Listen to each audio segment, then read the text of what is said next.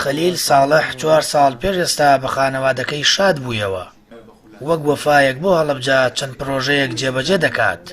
بڕێرە ماوەیەکی دیکە نەخۆشخانەیەک لە شاری سلێمانی بە ناوی بەسیر بکاتەوە و وەرکەوتوانی چەکی کیمیایی لەو نەخۆشخانەیە سەرجەم خزمەتگوزاری و نەشتەرگەریەکانیان بێ بەرامبەر دەبێت.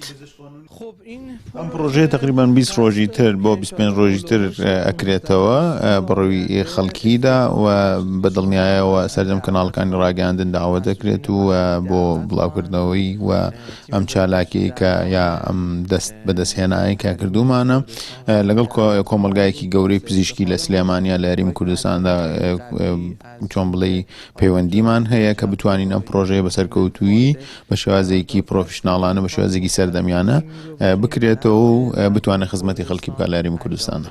سەرجەم ئەو تێچوونانەی کە لە سلێمانی ئەکرێت بۆ ئەوانەی کە برینداری چەکی کیمیاوین بەبێ بەرامبەر 3 مانگ جارێک لە سلێمانی ئەبینێت لەلایەن پزیشکی پسپۆڕەوە.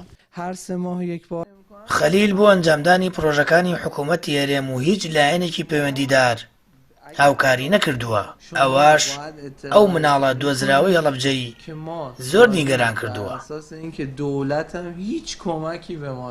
بەداخەوە حکوومەتی یاریمی کوردستان و دەوڵەتی عێراقی هیچ چۆن بڵێ نەچوون بەهانای ئەو کەسانی کە لە دوای کیمیابارانکردنی هەڵەبجە دۆزراونەتەوە یا کیمیاباران کراوە و بریندار بماوەتەوە. ئێمەش بۆیە بیرمان لەوە کردەوە و توانایی کە خۆمان هەمانە بتوانین چەند پرۆژەیەک یا پرۆژەیەک بینینە هەرێمی کوردستانەوە بە تایبەتیش هەڵەبجە کە بتوانین ئەو قەرەبووی کە لەلایەن حکوومەت و دەوڵەتەوە کە قەرار بێ بکرێتەوە نەکراوەتەوە ئێمە بتوانین لە ڕێی ئەو ئیشوکارانەی کە خۆمان پێشتر هەمان بووە لە ڕێی خۆمانەوە بتوانین پرۆژەیەک بێنینە هەرێمی کوردستان و هەڵەبجە تا بتوانین خزمەتێک بکەین بەم خەڵکی کە لەلایەن حکوومەت و دەوڵەتەوە هیچ لایەکیان لێ نەکراتەوە و تەنها ئەوەیە کە بە شێوازێکی سەطحی لە دوورەوە مۆزوعەکان نەبینێت و هیچ خزمەتێکیان پێ نەکراوە. خەلیل دەڵێت پسپۆڕی پزیشکی شارەزا و ئامێری پێشکەوتوو دێننەوە نەخۆشخانەیە.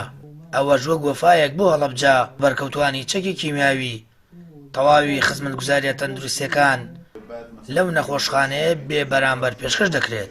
ئەو مناڵە دۆزراوە یەکێکە لەو منداڵەونبووانەی کیمیابارانەکەی هەڵەبجە لە وڵاتی ئێران خوێندنی تەواو کردو و بڕۆنامەی بەشی ڕاوێژکاری پزیشکی دادی بەدەست هێناوە. جگە لەوەش چەند پرۆژەیەکی دیکەی بۆ هەڵەبجە هەیە. یەکێک لەوانە گەڕان و سۆراخکردنی مناڵەونبووەکانە و شادکردنەوەیانە بە کەسوکاریان.